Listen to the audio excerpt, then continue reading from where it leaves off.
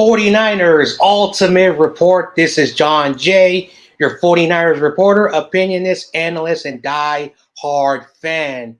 Welcome to another episode of the 49ers Ultimate Report. I am John J. And today, before we start anything, I want to say I hope you guys enjoy that intro. There's a lot of new things that are going to be happening in the next couple of days on this channel. A lot of great stuff, a lot of great things. Right here, new overlays, new great stuff. Of course, we got my boy Shifty on, as he's going to be popping in just one quick second. But I want to give a shout out to everyone for this entire YouTube journey who've always been supporting the show, has always been there since day one, or even just the past few days. I really appreciate your great support. As I mentioned, new channel logos, new great stuff, more great things are going to be slowly evolving on this channel. And we're starting today with a lot of new changes. For those who enjoyed my old little logo, a little cartoon, I had to retire it because we have a new logo and a shield. So we have a shield and a logo, new great stuff, same social media platforms. And of course, your favorite 49ers are on the side. So hopefully you guys enjoy the changes and all the great stuff that's happening on this channel. So before we jump into the show, I want to say hello to the 49er faithful. You're starting a great show today with me and my boy Shifty. Let's bring in Shifty so we can talk 49ers football on the Candlestick Point Report. What's up, man? Yo, good morning, John. It is game day, preseason week 3. We're going to see the starters for the first half. So obviously there's a lot to talk about. Can't wait to jump into it. And always good being back on the Candlestick Report. That intro is so sick. Yeah, I love it. Thank you very much, Shifty, for liking that intro. And for those who do not know, I'm gonna explain the background of the Candlestick Point Report. So John Jay grew up in the Bay Area, lived in the city for most of his life, lived around the entire Bay Area. So I am from the area. And Shifty, when I met him for the first time, he told me he is also from the city. So we came up with a wonderful idea called the Candlestick Point Report, paying a little bit of tribute of the old Candlestick Park Stadium. And when you have two guys from the city, we always want to respect the great dynasty that happened and all the great moments that happened. And that's why you have these two guys who will continue to rep Candlestick Park, even though we want to say Levi Stadium is the current home of the 49ers. This is why this podcast was created, because we still have fans here in the wonderful city by the Bay. So that's why we created this podcast. And you're going to see a lot of this podcast during the regular season. Once a week, me and Shifty will talk 49ers football. So you guys are going to enjoy the great stuff that's going to be happening during the start of the season. But of course, before we jump into the show, I know you have told everyone already, who you are. Everyone knows about your YouTube channel, but remind the audience, because sometimes people forget, everyone, forgets sometimes. But remind the fans who you are and what you do, and talk about your YouTube channel. Sure. Yep. Shifty's 49ers talk. As John mentioned, originally from San Francisco. I still live in San Francisco. And I love talking 49er football. So whether it's previewing the game, reviewing the game after it's done, live streaming it, which I'll actually be able to live stream just the first half tonight. So I'm really excited to do that, but I won't be around for the second half. And just making videos, my thoughts on the team. And so on YouTube, just type in Shifty's 49ers. I should come right up. And Twitter and Instagram, same handle, Shifty's 49ers Talk, where I'll leave my thoughts there sometimes as well. But it's always a pleasure being on a channel with like John J. And doing our thing with 49ers Ultimate Report and representing the city of San Francisco and the Bay Area, which is home of the fantastic 49ers franchise. And paying tribute to all those great teams from the 80s and 90s, and even in some of the great teams in the 2000s. But it's a great time always being on here. Love talking 49er football. Check me out later on the channel. I'll be live streaming the first half tonight. Yep. And just remember to make sure you go to Shifty 49ers Talk, is right there on his little handle down there at the ticker. So just type that in and then help them get. I think you're getting closer to 600, right? Yeah, closing in on 600. There we go. I'm pretty stoked for it. Perfect. All right, so let's start off the episode. and I want to know what Shifty wants to talk about because we always do this wonderful opening segment, which is becoming a very popular segment. It's called "What's on Your Mind," and of course, there's a lot to talk about. I know I want to talk about a lot of stuff, but I want to know what you want to talk about. What's on your mind? Any news, rumors, any 49ers topic that you want to talk about? I want to give you your 2 minutes. So here we go, Shifty. Let us know what you want to talk about. There's so many different things and so many different topics that we could look to, and I think some of it we may cover a little bit later. But I just think that what really impresses me so much with the team is just the depth of the roster, just how many tough decisions we're gonna have to make in order to just get the 53-man roster. There's so many guys who I unfortunately think will probably get picked up through waivers who we're just going to have to cut because it comes down to a numbers game. But one of the things that I'm actually looking for over the next couple of weeks is, could we potentially trade away some of these guys? Like some of the guys who we're thinking, yeah, we're probably going to have to cut them. So maybe instead of just doing that, maybe we can pick up a late round pick, maybe for next year's draft or the year after.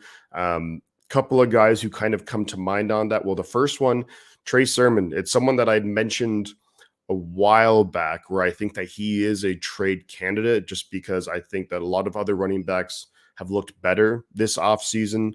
And, we want to get something in return after investing a third-round pick in him. So one of the things is I really don't care where a player is drafted. It's just how good are they? How much are they contributing to the team?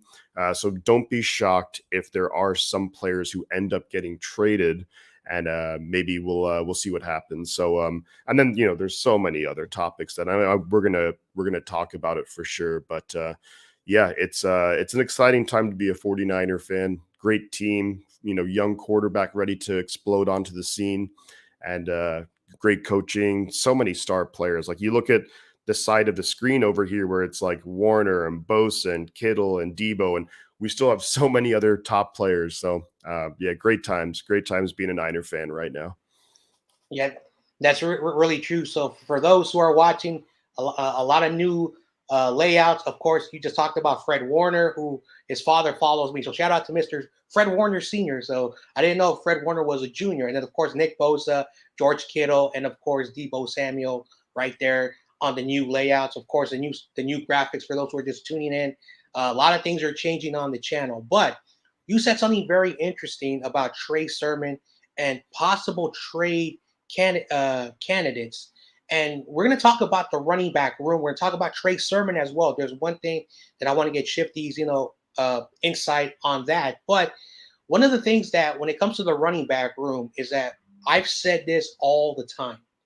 We should never draft a running back in the first round, second, third, or fourth round. We've always done well drafting running backs. And we've also been able to develop running backs who were free agents, like Raheem Mostert. Raheem Mostert, he was a guy who bounced around. Kyle made him work. Our system favors the running back. We do not need to reach for a running back. So I agree with that. The question is going to be who's going to be in the depth chart. We know Elijah Mitchell. No one is taking that. We're hearing Jeff Wilson Jr., even though he hasn't been playing, he's been doing really well in basically during the training camp, and he's been doing a really good job. So I don't think they're going to let him go. Price and, of course, Mason have been doing so well in preseason that they're not going to let those guys go because we just recently signed them. So Trey Sermon, that's going to be a question that we're going to talk about, and also, see what's going to happen with them. But when it comes to trading, we'll see what Kyle does. And again, I've said this: we're going to keep 4 running backs, and we're going to keep our 5th one in the practice squad. So we'll see what happens with that situation. I forgot to go to the chat, so I want to hear what everyone is going to the chat. So, of course, we have a New York Giants fan who has a funny joke, but let's read what Mr. YTC Production says. Sup, John J. Shifty. I see you, John J., with the new logos and the new name, paying tribute to the Giants' West Coast home. I will say the San Francisco Giants, that is their home. I don't know what you are talking about, because the New York Giants have never done anything important in Candlestick Park, but that is the home of the San Francisco Giants before they moved to AT&T, or now it's called Oracle Park. So a little fun pun there. So let's move on. We got Jersey Dolphins, a Dolphins fan in the building. Dolphins up. John Jay, what is up, Jersey Dolphins? And again, feel free to leave your questions and comments in the chat. If you have any questions for my boy Shifty, feel free to drop it in the chat. All right, so let's start off the show with our first topic of the day. What are your thoughts on the 49ers' first and second preseason game? I know you have a lot to say about these two games, so let's talk about the Packers game and the Vikings game. What did you see? What were you impressed? What were you not so impressed? Is there some growth? Are there some players who will be starting week one? I want to get your thoughts on that. Sure. I think when it comes to the first couple of games, the one thing that really sticks out to me is just this defense is really, really good. I mean, we haven't really played any of our starters, maybe one or two guys, and the defense are just completely shutting down opposing offenses. The other huge thing with the defense is that we're getting a bunch of turnovers, which I know especially early on last year, that was a huge issue with the defense where we just weren't turning the ball over. And those are the big game-changing plays that really can be the difference between winning and losing. So to see guys like Samuel Womack get a couple of picks against the Packers, and then it was Odom and Hawkins got interceptions against the Vikings, and really just the depth is crazy when we see guys like, Drake Jackson, like a rookie who's just coming in and just dominating. He's looking like what we kind of wanted out of D Ford. He's still got a room to grow and everything, but yeah, the defense, amazing so far. Now, when it comes to the offense, Trey Lance, really impressive against the Packers, hit his big touchdown to Danny Gray, looked pretty good, looked really in command of the offense, so that's good. I think the blocking has definitely been hit or miss, though, like whether it's pass blocking. I know Trey Lance got sacked in the game against Green Bay, and Justin Schools looked awful so far. But hey, it's still preseason. We're getting back into the groove of things. So I'd like to see, the game tonight, a little bit more consistency in blocking. And then also for the running game, we'll see Jordan Mason go out there and average like 6-7 yards a carry. But then we have Trey Sermon who can't even average 2 yards. And so just the consistency is really not there. So that's really what I want to see an improvement on as well. But yeah, guys who've really been impressing, like rookies, Drake Jackson, Samuel Womack, Danny Gray. Tyrion Davis-Price has been okay so far, but those are the guys that are really sticking out. And of course, Jordan Mason is a rookie too. So a lot of good things. And I think, but there's also room to improve. And the other thing too is like the special teams. I think special teams has been okay, but I definitely want to see as we head into the regular season, just like the punt and kick return coverage, and then just our returning ability get a little bit better, because look, we invested in special teams this offseason. When you bring in Odom and Ray McLeod and Oren Burks and we get a new coordinator, like I really do expect to see a big and a significant improvement in the special teams. Yeah. For me, just for me alone, watching what Trey Lance did in the 2 series that he had this preseason, he did not play week 2, but you saw that arm that he has, and we've been looking for a quarterback who's able to stretch the field. And you see Trey Lance still has to polish some of his game. But one of the things that he did in that deep ball, besides everyone already knows, he threw that big touchdown. But you look at the process, from snap to drop back to set, throw, what he had to do. And all he did was basically he just dropped back, surveyed his number one target, which was the only target was downfield. And when he saw Danny Gray basically stretch the field and break his defender, Trey Lance basically did not hesitate and just aired it out there. Ball was placed perfectly on Danny Gray, and then you saw Danny Gray the speed. So that is basically that touchdown. Now let's look at what Danny Gray did. Let's examine what he did. Basically, he lined up, motion, ran straight, curved out, basically diagonal, like a diagonal move, and then sprint forward. And that's what he did. That's how you basically like when you're like a surgeon, you're doing, all that stuff. That's how you dissect everything from that wonderful play. Danny Gray also made a catch that was an incomplete catch, but you saw that he can jump, reach, and stretch out in a very bad pass from Trey Lance. So that was one great thing to see. We saw a lot of Ray McLeod that game.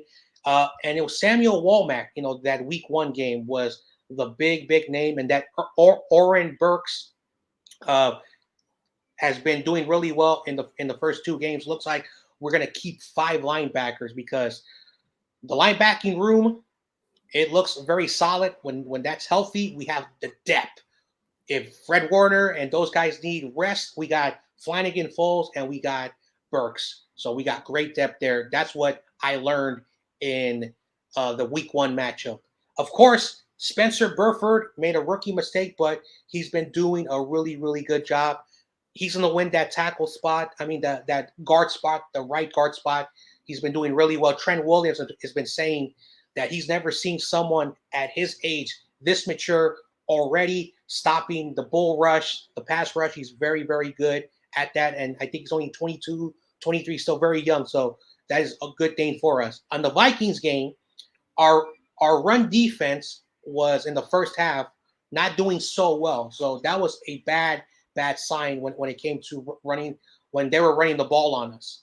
But then we saw Brock Purdy in the 2-minute drill go down the field, moving the ball down the field. That's what you want to see. And in the second half, Davis Price and, of course, Mason, they got the snaps. They're getting over 60% of the snaps because we talked about Trey Sermon. So that's the 2 games analyzing all the information. And that's my thoughts on that situation when it comes to the first 2 preseason games. Let me get these comments. Hal says Davis Mills is going to get sacked for a fumble against Kinlaw. Thank you very much, Hal, for that comment. It's Niners all damn day. Lance has no fear when throwing the deep ball. Thank you very much. And leave your questions and comments as well. Any final points about the first preseason games that you would like to say? Yeah, I think like the rookies have just really stepped up. So many of these guys who were middle round picks, they've just been really awesome. Where I mentioned Drake Jackson, we saw what Danny Gray can do, Spencer Burford, Samuel Womack, all these guys were, when you think about the Niners are like, we were in the NFC Championship game last year. We have a really good team, but then we are still able to draft and get quality guys in who could even start right away. So really excited to see, even tonight's game, because I think this is like the big deal for like the getting ready for the regular season. I think you're going to see the Texans probably have a lot of their starters out there as well. So this will be like a true test where we get to see for an extended period of time how the starters are looking. I know for me, like the offensive line, the interior offensive line, I'm going to be keeping an eye on big time to see like Burford, and maybe we see, Aaron Banks, Jason Poe as well. And then Brendel, if he's out there too. So a lot to watch, it's going to be a fun time. Yeah. And with that, we're going to now move to our next topic of the day. And this is going to be a fun topic. We're going to talk about rookie standouts. And we're going to look at where they were drafted and their technical position when you look at by round. And so Danny Gray was a compensatory pick, basically a very high 4th rounder, very late 3rd rounder. So this guy was at the end of day 2. This guy looks to be possibly taking Juwan Jennings' spot. Again, that's a controversial take. Again, I don't know what's going to happen with Juwan Jennings, but in the last game, Juwan Jennings was dropping a lot of passes, and I don't know what was going on with them. So that's one of the players we're going to talk about. Then we'll talk about Jordan Mason, undrafted free agent, and the 49ers have done really well with their very late end picks and undrafted free agents. We'll talk about Jordan Mason. Spencer Burford was our 4th rounder, and Samuel Womack. So when you look at these players, these 3 players were technically a very late, early 4th rounder and an undrafted free agent. So I want to get your thoughts on all these 4 players. We'll start with Danny Gray, Jordan Mason, Spencer Burford, and Samuel Womack.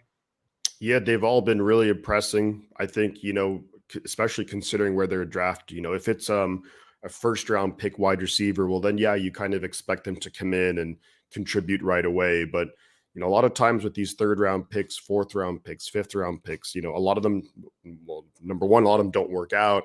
But I think they've just been playing really, really well. And it's a real testament to like John Lynch, Adam Peters, and like the entire like scouting department where they're finding quality players later in the draft. Danny Gray seems to be a perfect fit for what we need. Just that absolute speed guy, decent size as well, to really complement Deebo Samuel and Brandon Ayuk and even Jawan Jennings. And we'll see Jawan. I mean, we're still going to see a lot of Jawan out there.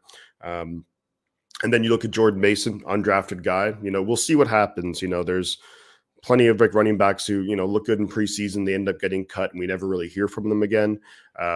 I like what Jordan Mason brings. He's definitely a physical guy, which it almost seems like that's maybe a little bit of what Shanahan wants to go more towards, like just like those guys who can like be incredibly physical. And it makes sense to do that because around the league, a lot of linebackers, linebackers used to be like 250 pounds, but now they're all 210, 220. So if you have running backs who are just as big, and if you can just plow through a linebacker, then bam, that can open up things as well.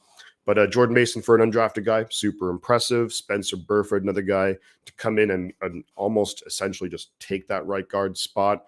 Really, really good to see as well. He looks to be someone who kind of plays with like a mean streak, which is always good to see from an offensive lineman.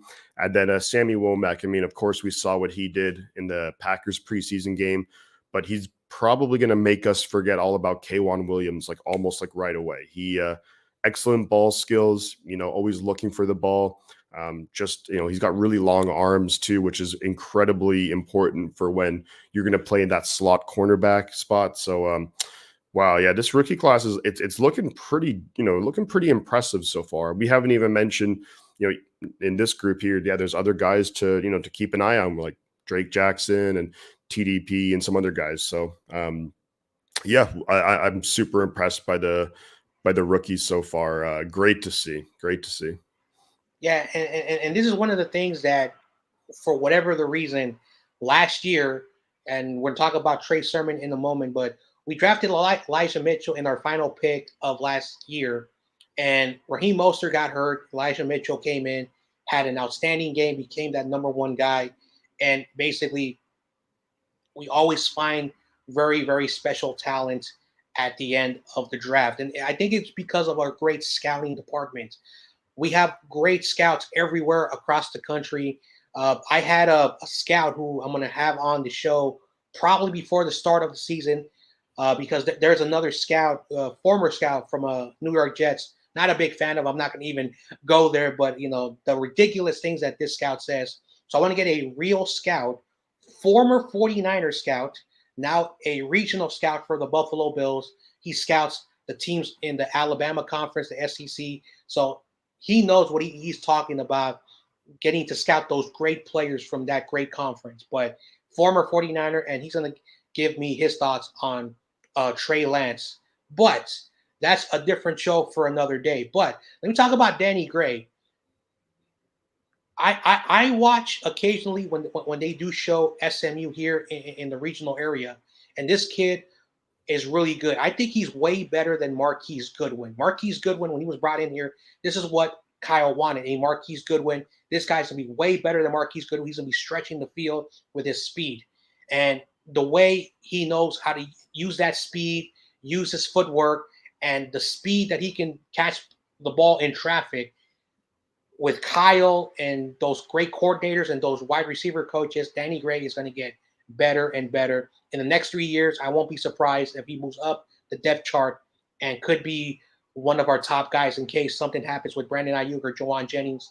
Because, again, this is the NFL. Jordan Mason, this guy, I did not know anything about him. But during OTAs, he was opening up the eyes of everyone. All the coaches were like, wow. And then in training camp, continues to shine. What's his name? Our run game coordinator, Anthony Lynn, that says he's never seen a talent like this. And he says he reminds them of those Shanahan running backs in the Broncos. Like after Terrell Davis, those running backs still reminded him of those running backs of the Broncos days. And then Spencer Burford, who was drafted as an offensive tackle, but I saw some film of him. I did my research. This guy also played interior offensive line. And now, because he's at the right guard, it makes a lot of sense why he is doing really well.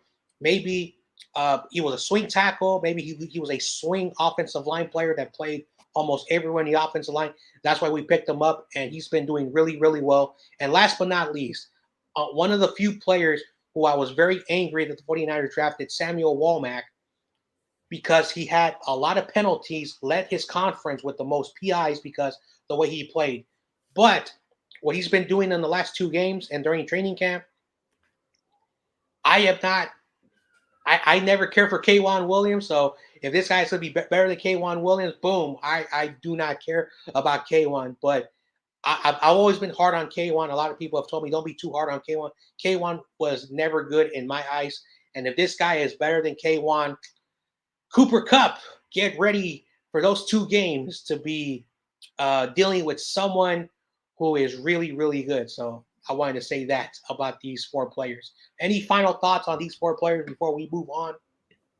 No, I think we kind of covered it, but yeah, it's just great to see these guys contribute so much as rookies, and again, middle late round picks. Yep.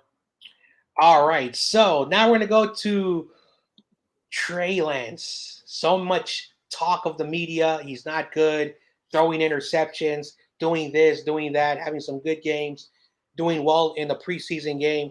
So I want to get your objective opinion. Of course, there, as I mentioned just a few moments ago, there's a guy called Daniel Kelly who I think is not someone who we should take great info because he was in the Jets and he's not with the Jets no more, and no team has hired him.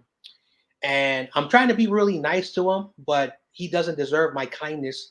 He's been saying a lot of disrespectful stuff about Trey Lance.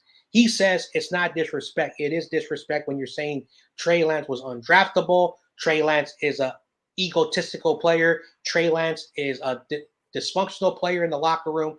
Trey Lance cannot throw the football. These are things that are disrespectful because a good scout knows he's raw, but the potential is there. Great, great potential. And this guy doesn't know who our head coach is, Kyle Shanahan. This guy doesn't know how good our run game is. This guy doesn't know that we have a lot of weapons on offense. This guy doesn't know how good this defense is. Trey Lance is not going to be carrying this team. He's going to be riding the ship for this first year. So besides all those disgusting, disrespectful criticism from this former scout, I want to get your objective and your honest opinion about Trey Lance overall, and also your thoughts on how he's been doing this off season, and have you seen any improvements from the year before? Yeah, I think like the big thing that I was looking for from Trey Lance in the week 1 game against the Packers, the preseason week 1 game, is just like what's his grasp of the offense, second year in the NFL. And I was really impressed. Like we got to the line of scrimmage with plenty of time left on the play clock. We got all the play calls in on time, so I was really impressed with that. Yeah, Trey. I mean, I think there's going to be ups and downs this year. I mean, we've only seen him for 2 series so far in the preseason. You'll see practice videos and stuff like that, and we hear some good and some bad. But with practice, it's also a case of you're going to try a bunch of different things in practice. That's what it's for. So yeah, I'm sure there's days where and it's happened where Lance throws like 3 interceptions in practice, but it's like, oh, that day were they trying some more like, let's say risky plays where they're trying to do like different things. Maybe they haven't practiced it before. So yeah, I think, and with any quarterback, there's going to be days in practice where you don't look good. So I think it's overly, I think people just being way too like overly critical for like every single pass and what the stats in practice. I mean, I think that is just a waste of time. But with preseason, that's why I'm really looking forward to tonight, because I want to say Shanahan mentioned that he might play a full first half. So we'll really get to see how Lance is like progressing in the offense. Of course, I'm looking for Shanahan to dial up like a bunch of like different things to just, give Trey Lance when you go against a different opponent, obviously not practicing against your own defense, where we get to see him short, quick passes, intermediate routes, deep passes. I think we're going to see it all. A bunch of different things we're going to throw at Trey Lance just to see, does he have the offense down? I thought against Green Bay, again, he got to the line of scrimmage with plenty of time. I thought he looked a lot better in the pocket. There was that time where I think it was either maybe Burford or Banks who got beat, and then it was the play where Trey Lance scrambled for about 8 or 9 yards and stood up in the pocket, felt the pressure, still looked to maybe make a throw downfield, but then ran it and he slid, so he didn't get hurt, didn't take a hit. And picked up like 8 or 9 yard gains. So really solid. So those are the kind of things where I think in his rookie year, Lance probably would have ran forward and then tried to like truck the defender over, which, that was one of my big criticisms of Lance coming out from North Dakota State, where like I noticed it when he would be playing, like the amount of times he would take big hits. I'm like, if you're going to be the franchise quarterback, you can't do that. Like maybe, if it's like, playoff game, it's 3rd and short, and you have to take a hit to, in a critical situation, sure. But, I think it's learning like when to take hits and when not to take hits. And, that's where you see guys like Russell Wilson. And I think with regards to like scrambling and like, running the ball, I think Trey Lance could really learn a lot from a guy like Russell Wilson. Because if you think about Russell Wilson, like he would always like pick up yards with his feet, but he never took crazy big hits. So I'd like to think that that's where we'll see Trey progress. But just getting like the timing down, the rhythm down. I think today is going to be really eye-opening just to see how far along Lance has come, because we saw one of the games he started last year was against the Houston Texans. So we'll see, even from then, like how far he's progressed. And I think he has progressed a lot. Now, with regards to just the actual season as a whole, I think there's going to be probably like 2 or 3 games where he looks amazing. There's probably going to be 1 or 2 games where he doesn't look good because we're going up against a tough schedule. But then I think a lot of the games he'll be very solid. And then I think next season he'll be even better. So. Mm-hmm. All right, let's go back to the comments. Let's first say hello to my boy David McNew. What's up, man? It's Niners all damn day. That's right. That is right. And then Niners all damn day. Great YouTube tag. And all damn off season. True. All right, we have someone new to the show. Hello, Tisha. How are you doing? Thanks for tuning in. Who do you think we're going to get in the draft? And no, I know it's early, but I just want to ask. Right now, first of all, thank you very much for tuning into the show. This is the first time I see you. Welcome to the 49ers Ultimate Report. You're here on a special day. Me and my boy Shifty doing the Candlestick Point Report. So it's always great getting to know the new faithfuls.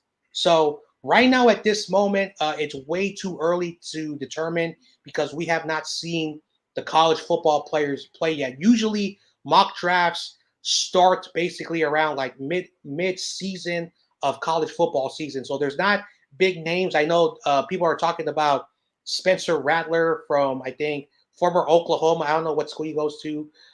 And basically South like a few Carolina. quarterbacks. Yeah, South Carolina. So very few quarterbacks right now, but there's not a lot of info. One thing I will say, if I had to look at what's going on, hopefully the Niners continue to address our interior offensive line because we have a lot of young players, and I'm going to say hopefully we can figure out that offensive line this year. And if we do figure it out, then I don't know who we're going to pick up. So that's basically my assessment right now. But thank you very much for tuning in. All right. Niners all damn day says the draft. All right. Chad, what's up, Chad? Thanks for tuning in. What's up, guys? And let's go Niners. Even though I'm a Steelers fan, I'm a fan of Trey Lance and Deebo Samuel. Thank you very much. So let me give you my thoughts on Trey Lance. So I don't do predictions, but I know there's some 49er fans who say Trey Lance is on the ball out, have an MVP year. We're going to go 15-2. Now, I am always realistic on what I want to see from Trey Lance. The skills are there. Kyle has to develop them. The skills are there. The team around him is there. And right now, the Niners are built for the next 3 years of Trey Lance's rookie contract. The good thing about Trey Lance, we have 3 years left on his rookie contract, so we can continue to build around Trey, build the right pieces, and hopefully within the next 3 years, the Niners are back in the Super Bowl. This was pointed out to me a couple of hours before I started the show that Ben Roethlisberger was the only rookie quarterback that made it to the conference championship game in his first season.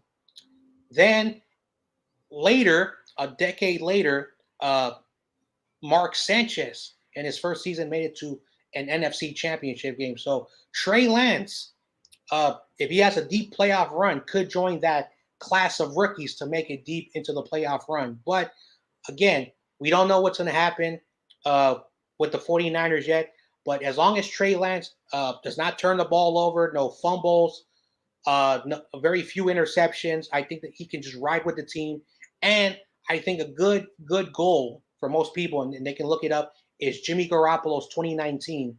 We have 17 games. If Trey Lance can have like a pass percentage that was like Jimmy, 69%, very careful, close to 4,000 yards, around 26, 27 touchdowns, and probably lower from 13 interceptions, so maybe 10, we will be good with those numbers. So that's my little outlook on Trey Lance. But my thoughts on Trey Lance is that I'm going to say this to all the people who still have no confidence in him. Relax. Let's not put too much pressure on this kid. When Jimmy Garoppolo won 5 games in a row, there was pressure already on him. Look what happened. He is leaving. Let's go back to Colin Kaepernick when he took over the job from Alex Smith. When Jim Harbaugh left, he was not a good quarterback. He was a great system quarterback. Alex Smith, when we drafted him, look what happened. The Niners did not develop him properly. We can blame the coaches, the coordinators, but it's been a while. And the 49er fans, we always overhype who's the next Joe Montana, who's the next Steve Young. We need Trey Lance to be Trey Lance. And if he becomes good, then we can start to debate, who are the best quarterbacks in 49ers history. But I want just Trey to succeed. So that's my thoughts about that. All right, let's move on to the next topic. And this is a topic that I covered a few days ago on my channel. Will Trey Sermon be on the 53-man roster? So Matt Mayoko on Tuesday wrote an article on the NBC Sports Bay Area website talking about, because of Ty Davis Price and Jordan Mason, Trey Sermon is falling from the depth chart. And Kyle Shanahan has done everything he could to give this guy as much playing time with the second stringers, the third stringers. And for whatever the reason, some people say he's hurt. Other people say that he's just not cut it for the system. So I want to get your thoughts on this question. Is it looking like Trey Sermon could be out of a job, or will he find a way this game to be back on that 53-man roster conversation? Yeah, it's a tough call. And so much of this just comes down to a numbers game. I mean, my guess is that we'll have 4 running backs on the 53-man roster. Then we'll have the extra back. The 5th back would be, I guess, Kyle Juszczyk. But so the 4 guys I'm looking at to be on the roster: number 1, Elijah Mitchell; number 2, Tyrion Davis Price. We're not going to cut a 3rd-round pick this year. And then it comes down to, so we have like a number of other guys to talk about. I think Jeff Wilson Jr. will probably make this roster just because he has like so much experience with the roster, with the team. He knows like the scheme and whatnot. Then for me, it's probably going to be JaMycal Hasty. Now, I really like what Jordan Mason has done so far, especially in the Vikings game. He was really, really impressive. Also, had a couple of nice runs against the Packers too. But I just think Hasty provides something that a lot of these other guys can't provide. And that's just his ability to catch the ball, his ability to run, crisp routes. We saw it against the Vikings in the preseason game. Hasty had the touchdown catch. So he can kind of do it all. We've seen him play in really critical situations last year. right now, and it's such like an evolving thing, but right now those would be my four guys. If we keep four on the roster, it's Mitchell, Wilson, TDP, and Hasty. Um, again, I've been impressed with Jordan Mason as much as anybody. But I think we're probably gonna, try and get him on the practice squad. But yeah, that means, hey, what happens with Trey Sermon? So I mentioned this like a number of weeks ago, I think in a video, but I was saying that I think Trey Sermon can get traded.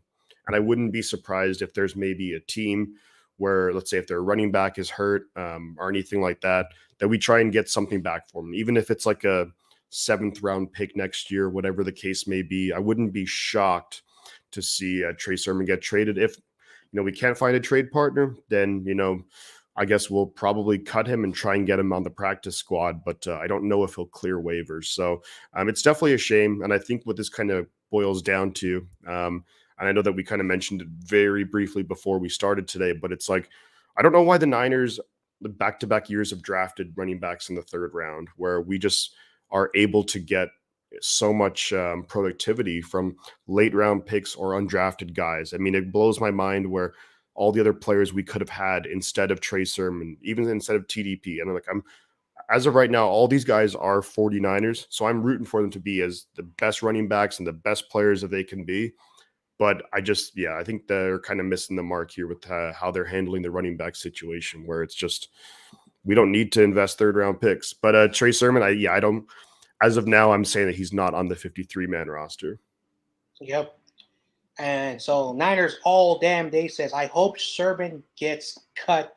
We have better guys that deserve that spot. And I know last year I was given a very very tough criticism because I accidentally said that Trey Sermon was trash. That was against the Packers game, and a lot of people gave me a lot of criticism, got angry at me, and they were not very thrilled. But what we're seeing right now is, let's go with last year, drafted in the third round. We traded with our division rival, the Rams, to get him.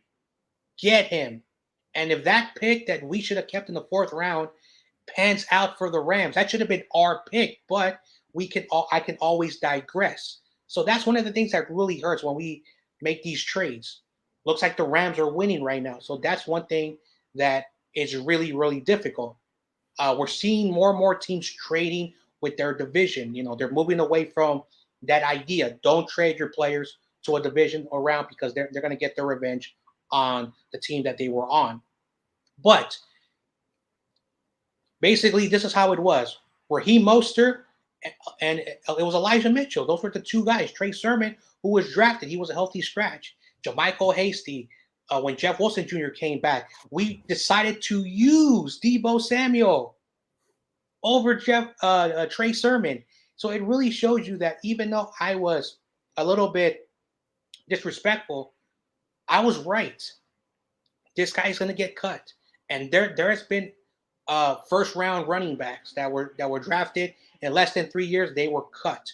First round running backs. It happens in the league. So, we cannot just say, oh yeah, Kyle is doing everything. He doesn't want to let this talent go. If you're not performing and the younger, better player is doing better than you, you got to go with the younger, better player. Also cheaper. Jordan Mason is making that undrafted free agent money. So it is the fact that if he's doing better, I think best case scenario for the 49ers, they'll put him on the practice squad, they'll cut him, and then they'll put him on the practice squad, because if he gets cut, the question is who's going to pick him up. And if he is picked up, he has to be activated on a 53-man roster. I don't think a team is going to do that. So that's going to be the best case scenario. The worst case scenario, we just cut them and we don't care what they do. So that's my thoughts on Trey Sermon. Chad says running back Jeff Wilson needs to stay healthy. Yep. We got a Chicago Bear fan in the building. What's up, TOP? What's good, John J? What's up, man? How are you doing? All right, so let's keep moving on. And let's talk about the main story of the day. 49ers play tonight against the Houston Texans. The starters are going to be playing a lot of the snaps. So I want to get your thoughts on this game. Are you excited? And what do you want to see? What do you expect is going to happen in this game? Oh, I'm super excited. This is going to be a good one. This is going to be, it's like the dress rehearsal for week one. So this is going to be a big time game.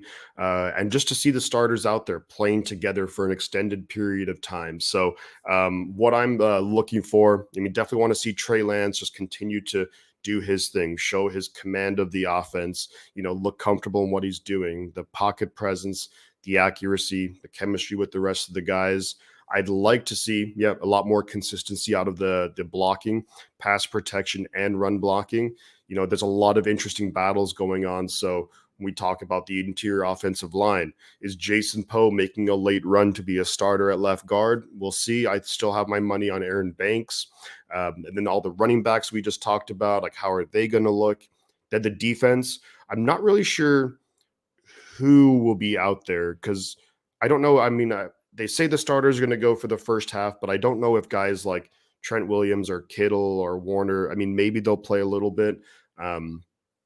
But just continuing to see the defense make plays. I want to keep forcing those turnovers, getting after the quarterback, and all these rookies that we talked about. I mean, we had the 4 guys that we talked about earlier, but then there's so many other guys to talk about too, undrafted guys, free agents. But ultimately, Trey Lance looks comfortable, looks confident in what he's doing, has a good game. That's always good. The defense, keep that pressure up, keep getting those turnovers. And then special teams, let's get a little more consistency out of there.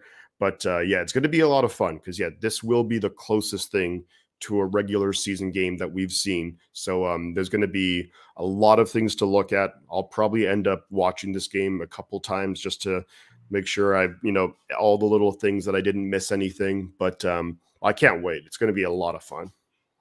Yeah, for me, what I want to see and what to expect is that I want to see Trey Lance. I want to see Ty Davis Price. I want to see Jordan Mason work with that unit. I want to see what they're able to do with that unit. I do think Trent Williams will not play because we already know he doesn't need any type of preseason. I do want to see Mike McGlinchey out there to see, how the progress is going. I want to see Spencer Burford out there, and I want to see who they're going to have at the center.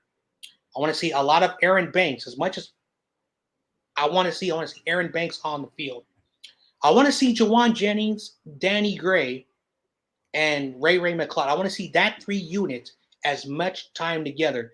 Jawan Jennings has made me feel sick what I saw in that game against the Vikings. He was dropping wide open passes. He was missing coverages, and whatever the reason, he needs to step up so he doesn't lose that number 3 spot because it looks like Danny Gray. So I want to see that unit. I want to see that unit for 1 quarter. 1 quarter. I want to see Trey Lance then work with Trey Sermon with that second unit, and hopefully that offensive line does really well. On the defense, we're not going to see no Bosa or Fred Warner. Okay, I do want to see Eric Armstead on a few defensive drives. I want to see Kinlaw as much as I can, and I want to see who's going to be on the other side of Nick Bosa. I want to see Aaron Banks, Flanagan Foles, and I want to see Greenlaw on a few possessions. And on the secondary, again, I want to see more Womack. I want to see more Womack in the secondary and George Odom. I want those guys to play a lot because we need to start to see who's going to be winning the spots and who's going to be on that 53-man roster. But what to expect is Kyle is basically going to put Trey out there as long as he feels and the team out there. And he's going to give Trey Sermon every ounce of opportunity to see if he continues to perform in a very bad light or a good light. This game is going to mean a lot because it's the final preseason. It's not like it used to be that the 4th preseason was for all those roster cuts that we're trying to get. No, not anymore. This third game is the final game. And if they don't do what they're supposed to be doing, we're going to see 27 players say goodbye. And as we enter week 1 against the Chicago Bears, we're going to see how the team is going to look in the next week. So this is the most important game. Let me go to the comments and say what's up to the Ruthless Man. Thanks for tuning in. It's always great to see this guy in the building. All right. Any other things you want to talk about before we move on from the preseason matchup? I think that there's just it's going to be really interesting to see what the 53-man roster is. Now we know with that they'll kind of announce like the 53-man roster, and then sometimes even like a couple of days later there's like minor changes. But the other thing too, which I expected this to happen, but I believe Jason Verrett was put on the PUP list, so he'll miss the first 4 games. I expected that just so he's rehabbing and recovering from his injury. But if we get Jason Verrett back, and if he can play almost even a single game, that's going to be a big boost, because we know with Verrett, obviously the injuries are just devastating, but when he's out there, he's pretty damn good. So, this defense is going to be on fire, especially when just the talent is crazy. But that was some news that came out where, again, to be expected. And then, it's only a matter of days, I feel like we're away from when Garoppolo is no longer on the team and we can just officially break ties and just move on. So, that this whole saga is going to be over pretty soon. Yep. And yeah, that is a good way to basically talk about in the next 5 days is the final cuts. So the Niners are going to have this entire weekend, and on Monday, I think, to look at the film one last time to say who's in and who's out. But there's been a lot of players that have made their case that are going to be on this roster, and unfortunately, some of the guys who we thought were going to be there, looks like they're not going to be there, and we're just going to see how that is going to look. I know we're going to put some of the players, like we just put Jason Verrett on the PUP list, and also some players are going to go on the IR. We will see how that goes as well. But I want to thank my boy Shifty for being on the show on our new 49ers Ultimate Report, Candlestick Point Report, the new great layout.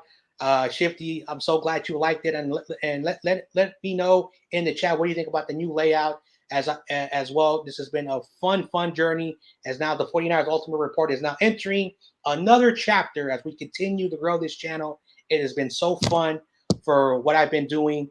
Great stuff right here. The new shield is over here. That's the new shield and my new logo right there. My social media platforms are still the same. Of course, 49ers Ultimate Report. And of course, your favorite players, Fred Warner, Nick Bosa, George Kittle, Deebo Samuel. Let me know if I should add more players to the overlay. But again, on Saturday, you're going to see the final product on how my channel will look like. But because I was going to have Shifty on, I thought it was a great moment to introduce everything.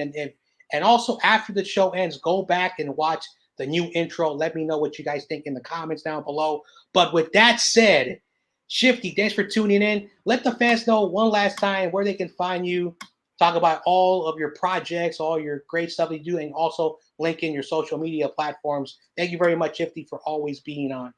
Oh, of course, man. And thank you, number one, for having me on. Thank you for everyone who stopped by the chat, left comments. Shifty's 49ers Talk on YouTube, Twitter, and Instagram. Post videos, multiple videos a week. And that's going to be ramping up big time as we're getting closer to the season and throughout the season. I do live stream the games tonight. I'll just be live streaming the first half. I have a couple of things to do after halftime. But throughout the regular season, live stream every game, react to it. And then, check it on 49ers Ultimate Report. We will be doing, I think, a video about once a week or so, whether it's, breaking down the previous game, previewing the next game. So that's going to be a lot of fun. So check back for that with the Candlestick Report. But it's always a pleasure being on. Always great talking 49er football. And can't wait for the game tonight. It's going to be a good one. Yep.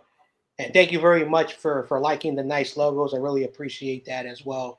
But with the that, intro's awesome. Yeah, guys, the intro, whoever's again, here, check the intro. It's so good. The intro once the video is over, and write it in the comments.